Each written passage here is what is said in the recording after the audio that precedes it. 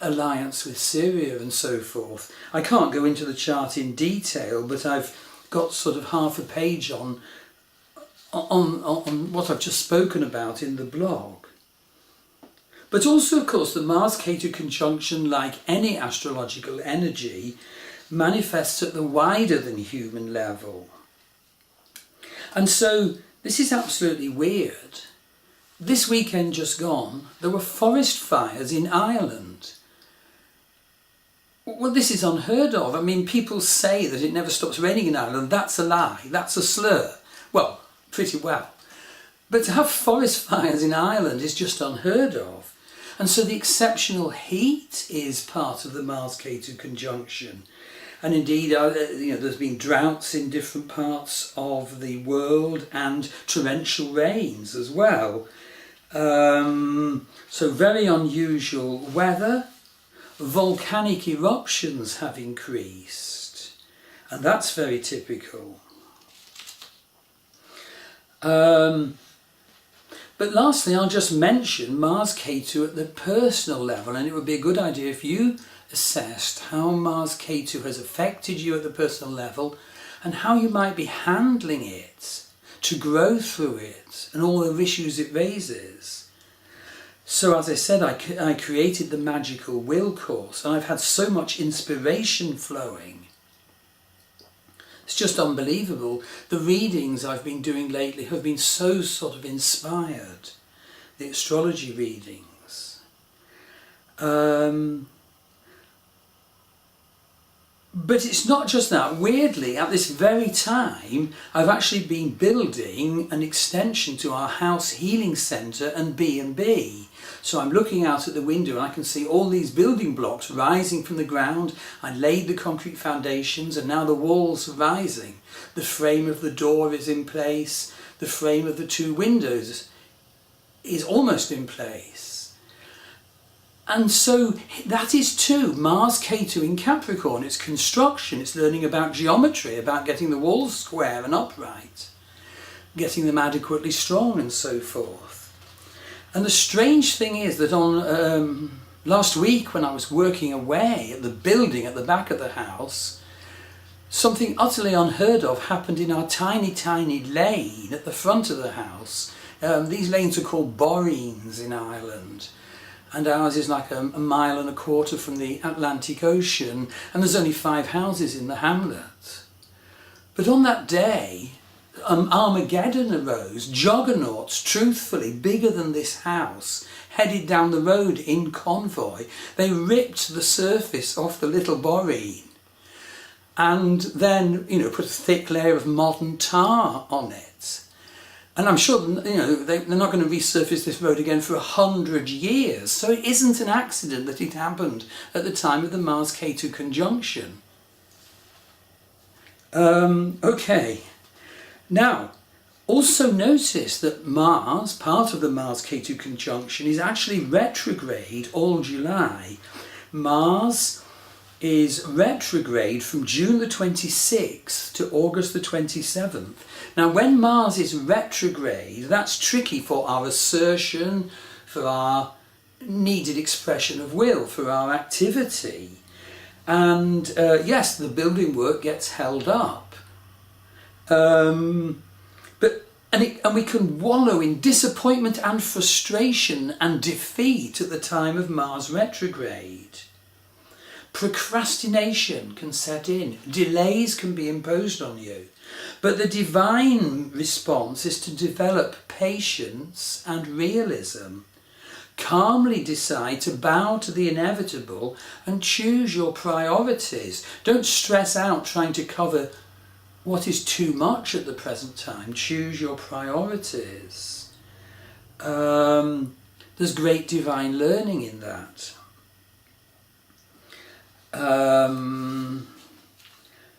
So yes, you need to look at what house in your birth chart this violent energy of the Mars-Ketu conjunction is in.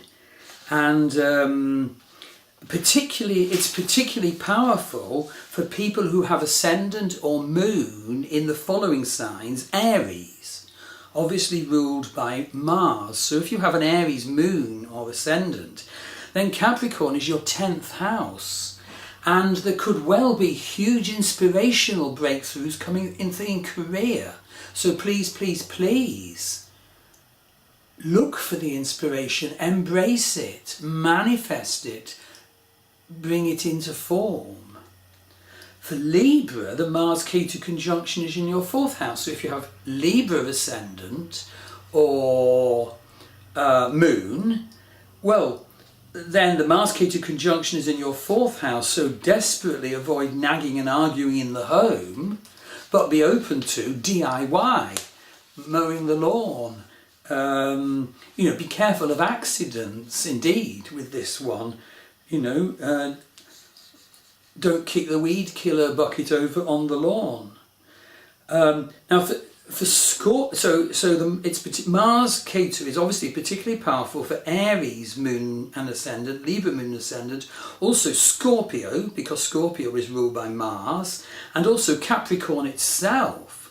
Indeed, if you have Capricorn moon or ascendant, you could be experiencing overwhelm. And there's also a lunar eclipse here in Capricorn, which could bring huge change. So, take steps to manage your mind and emotions as pressures unfold in July and August. Okay, the third feature I must mention is Kalsarpa Yoga. Now, Kalsarpa Yoga is a divisive energy when all the planets, all the Vedic planets, the 9 Vedic planets, are to one side of the nodal axis.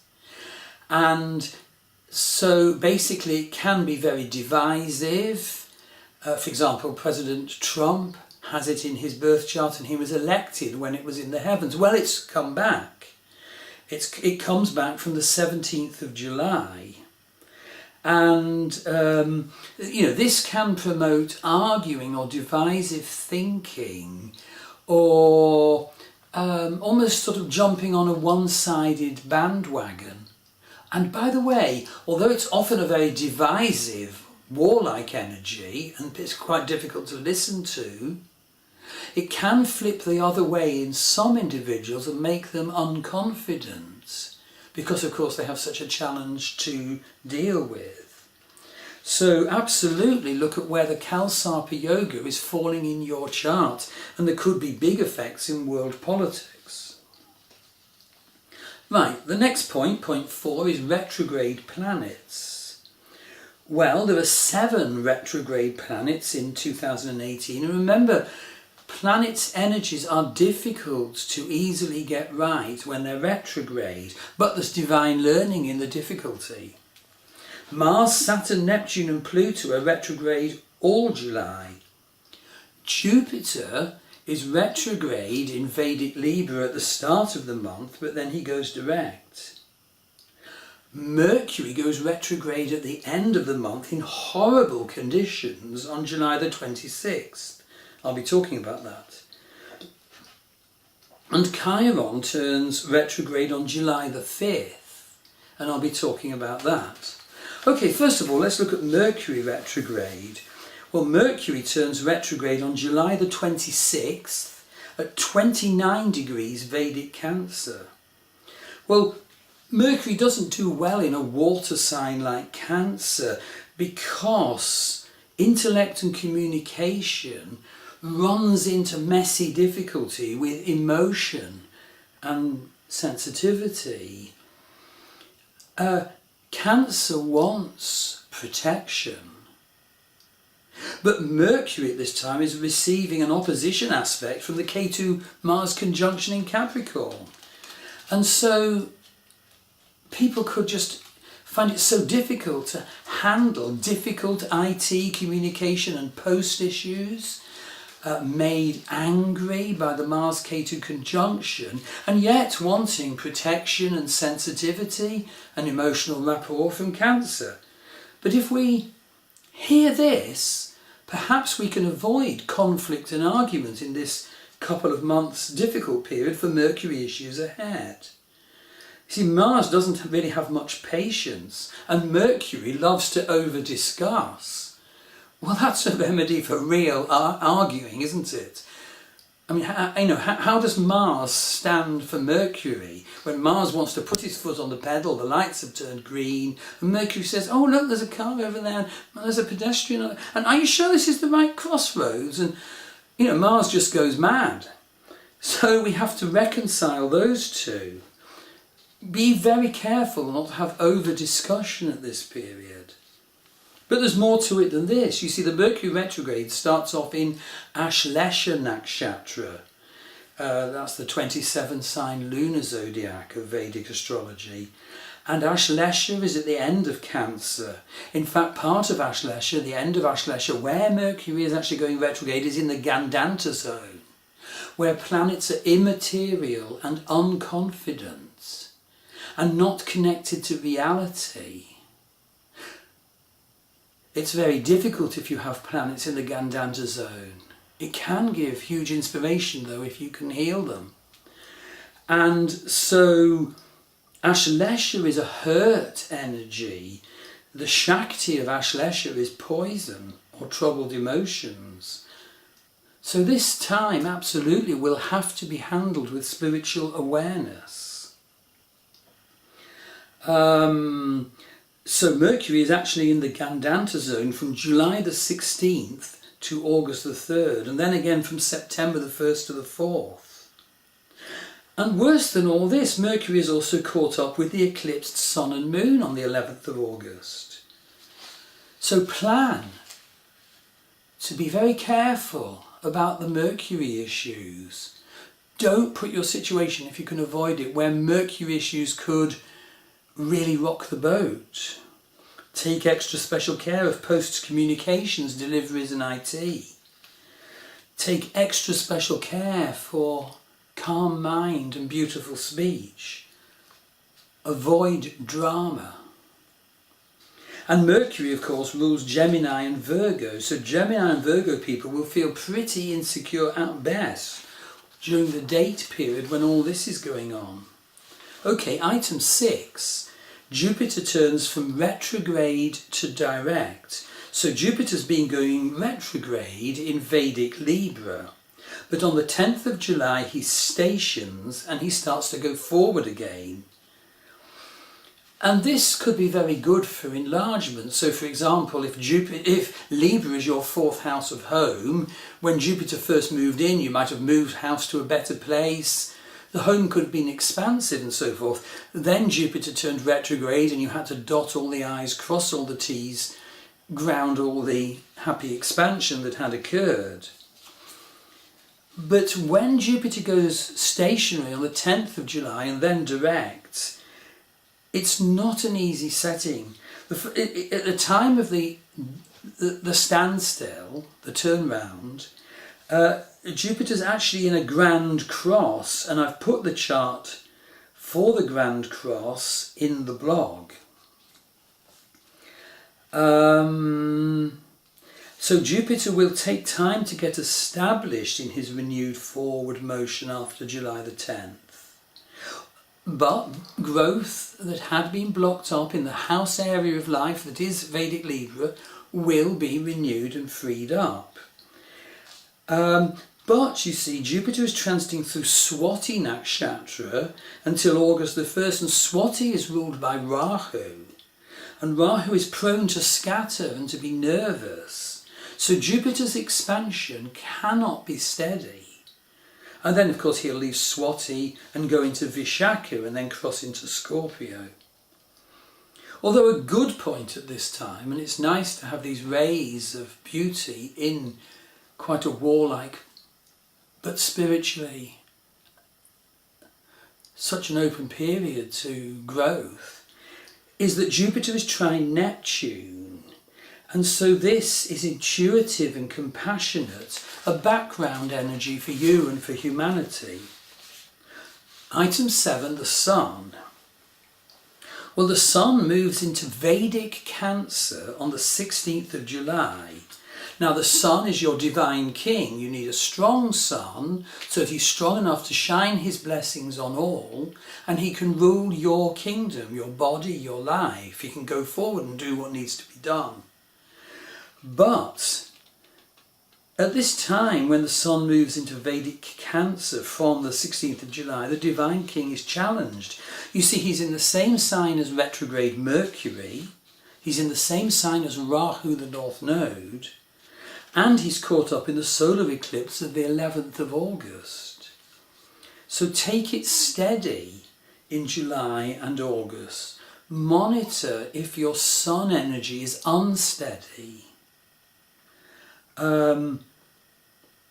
Do things to counteract it. Slow life down. And you see,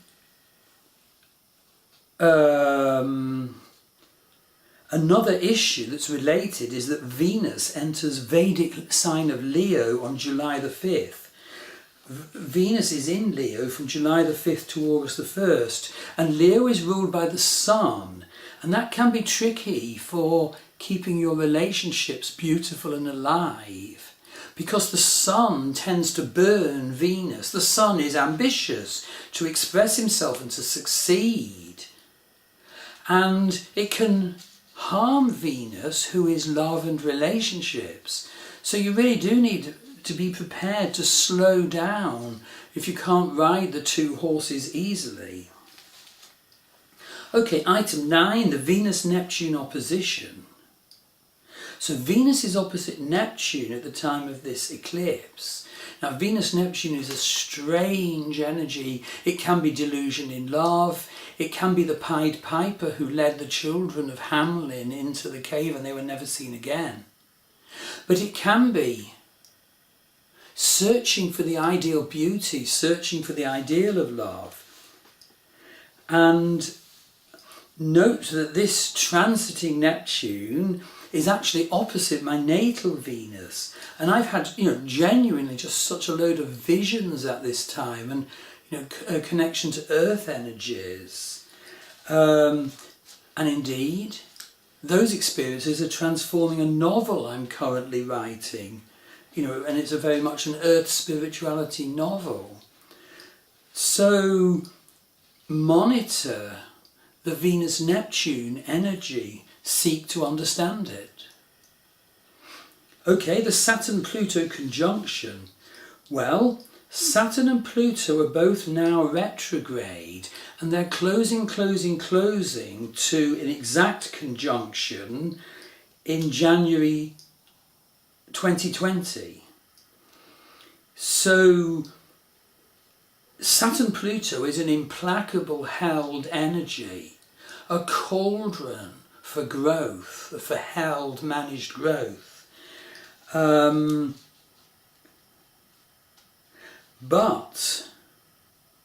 Ketu joins the Saturn-Pluto conjunction on the 7th of March 2019. So you definitely have to keep your eye on how the combination of Saturn and Pluto is developing in your life, closing, and then Ketu enters the cauldron. Good heavens. So the last point I have is that Chiron, which turned retrograde on July the 5th, is actually square Saturn. And this is deep. You see, Saturn obviously is necessary structure, but he can be blocks. And basically when Chiron squares Saturn, we are being called to heal the wound of our blocks. So spend time to try and even note down and visualize your blocks and what healing you can bring to them at this time of Chiron square Saturn. So that completes my video for the astrology of July. As I said, there were separate videos for each of the 3 eclipses, because obviously I couldn't pack them in as well. So if you want a reading, go to my www.starwheelastrology.com website. And in fact that website has 2 pages on it, a wonderful, massive list of charts and tables to do with the astrology of 2018.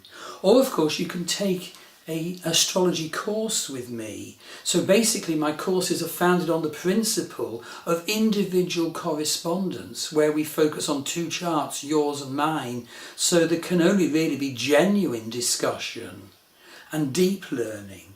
So my Vedic Astrology Foundation course is mastervedicastrology.com. I've got a wonderful nakshatrasadvancecourse.com and some really wonderful advanced Vedic astrology courses like Vargas and Bhavan, to name just 2, on advancedvedicastrologycourse.com. And then I've got a Western psychodynamic astrology course, enlightenedastrologycourse.com. So I hope this video will be of use to you, and seriously note the points, even write them down, consider how they apply to you. July is a difficult time, August is a difficult time. It is huge, it's volcanic, it's forest fire, but it's also inspiration, it's also magic. Thank you.